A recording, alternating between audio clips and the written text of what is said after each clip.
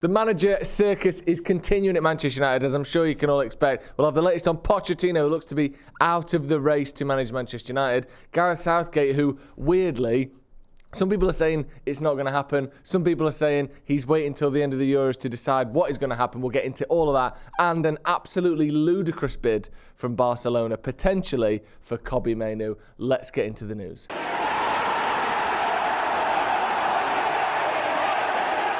Hello and welcome to Stretford, Paddock. This is the news. It is Tuesday the 11th of June and it is manager talk again. I'm sick of it. We're all sick of it, but we need to know who Manchester United's next manager is going to be. Will it be Erik Ten Hag? Fingers crossed it will be. Feels to me the longer this goes on, one of two things is happening. Either they're running out of options of who to replace him with, which means that Ten Hag is more likely to stay, or the longer that they start interviewing other people, the longer they are courting other managers, the more it suggests they aren't keen on Erik Ten Hag. Because if you're openly trying to replace someone who's still in a job, you probably aren't that keen on him in the first place. If your girlfriend is at home and you're saying to her, I'm just going to go on a series of dates with other women to see who I like most, it might be you, but it might be one of these women. Would that go down very well? Probably not. Let's get into this then. And this was from The Times last night in an article that was largely about Thomas Tuchel, actually, and his talks with Manchester United. But they also said, and this is Charlotte Dunker and Paul Hurst from The Times, very reliable journalists, that Manchester United have cooled their interest in Mauricio Pochettino. Now, they don't go into a whole lot of detail because, like I said, the article wasn't fully about him. This was, and this seems to be how we're getting our news as United fans at the moment. We're getting snippets and sound bites and sentences from an article about something else that gives us the details on something we've been waiting for 2 weeks. Will Pochettino be the next Manchester United manager? It looks as though he won't be. It's very interesting, though, this, because that means that Thomas Tuchel, who over the weekend, as we spoke about on the news and we spoke about on the podcast yesterday, had conversations with INEOS and Ratcliffe and decided between them that he will not be the Manchester United manager. That's not going to work. Pochettino, there may have been talks, there may not have been, but United seem to have cooled their interest in Mauricio Pochettino. And Charlotte Dunker and Paul Hurst, I believe they've both been on the channel. Charlotte Dunker certainly has. Are reliable journalists, and they aren't going to, just make this up for the sake of it. Obviously, they could get it wrong. They could, things could change. United could get desperate. We'll never know. But I do think at the time this was written, United are not keen on Mauricio Pochettino, which is interesting, isn't it? Because it is one of the names listed. There have been 4, 5, 6 names probably that have gone into this. When you look at the people who we have been linked with, it's been McKenna, it's been Tuchel, it's been Pochettino, it's been De Zerbi, it's been Southgate, and it's been Thomas Frank. They're the real juicy ones, aren't they? That seem to have, despite what's gone on anywhere else, other names may have popped in and out. They're the ones that have sort of persisted for a little bit longer. And of those names, 3 of them are no longer going to be Manchester United manager. McKenna signed a new deal at Ipswich. Pochettino, according to these guys, is not going to be United's manager. And Thomas Tuchel has had conversations and then decided to not be United's manager. That means we're left with Southgate, Frank, and De Zerbi. There hasn't been any mention of Thomas Frank in recent days. De Zerbi is someone who's very much available. He's left Brighton and hasn't got a new job. And the other one is Gareth Southgate. Now, it feels like it sort of sends a shiver down every United fan's spine when you hear Gareth Southgate. And I don't want INEOS to hire or fire people based purely on fan sentiment, because we aren't, directors of football. We aren't football managers. I don't want me to pick the tactics at Man United, because if you put me in that dressing room with a whiteboard and some little magnets on it, I'm not going to be able to outwit Pep Guardiola. I accept that. And I think the same for most United fans. But I do think that we should have some level of input on big decisions at Manchester United.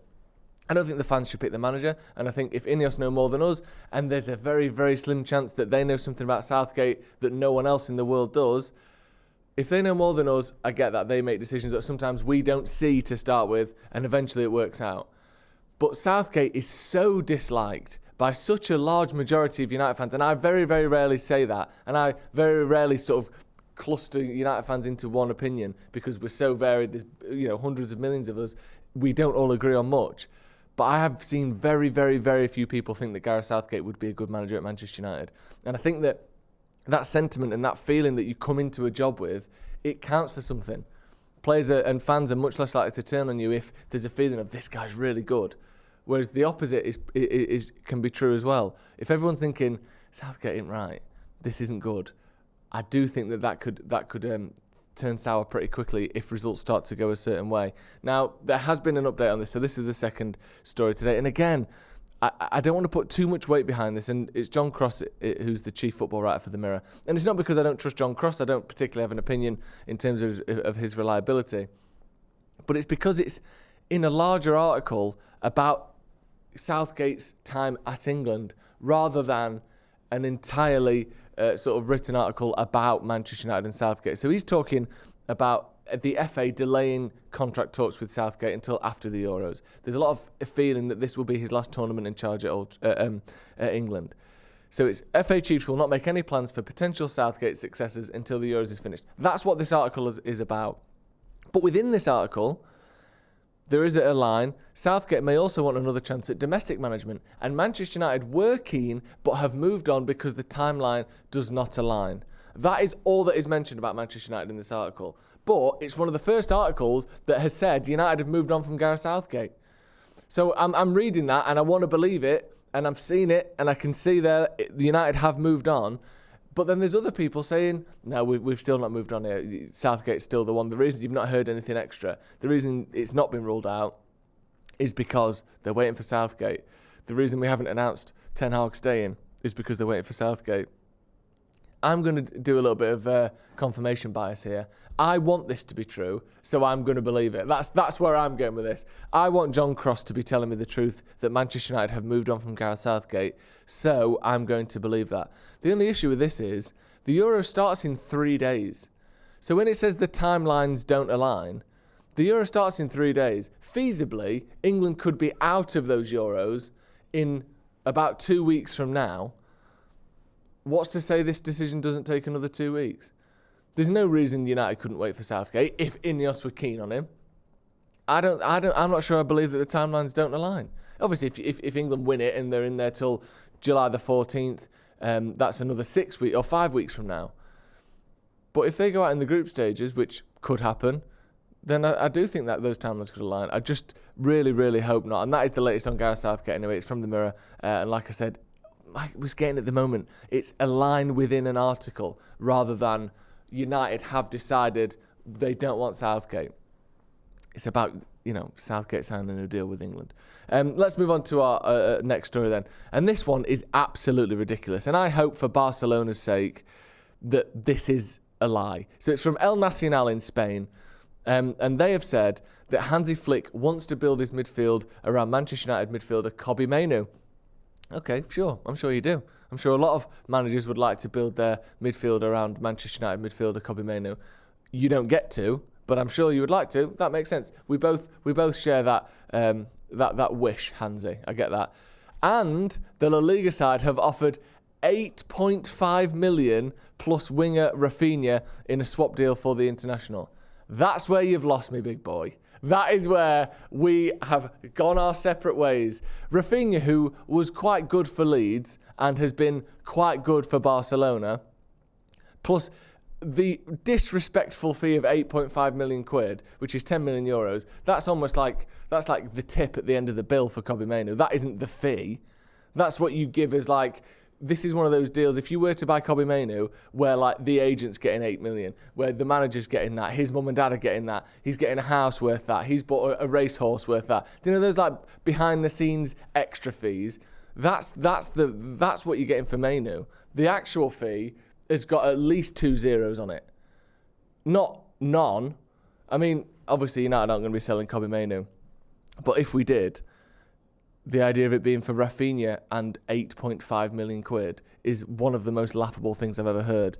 And like I said, for Barcelona's sake and the reputation of Barcelona's sake, I'm going to assume that this isn't true and that El Nacional are sort of twisting this news a little bit or even just making it up completely. But the idea that United would sell Kobbie Mainoo, I mean, Rafinha, he's irrelevant in this. He's a £40 million player?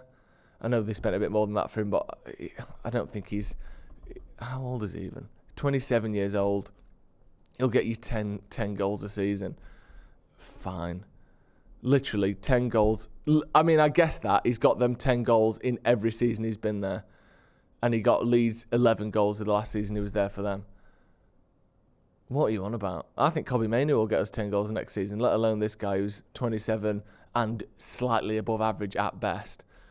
The idea that anyone's coming after Mainoo is absolutely laughable and completely farcical, and it is not happening. But that is going to be all from us this morning. We'll be back this afternoon. I'll be speaking to Ben Jacobs. What is going on at Manchester United? Can we have a little look ahead, perhaps at some transfer targets as well? We'll be speaking to journalist Ben Jacobs later on today, so make sure you check that out.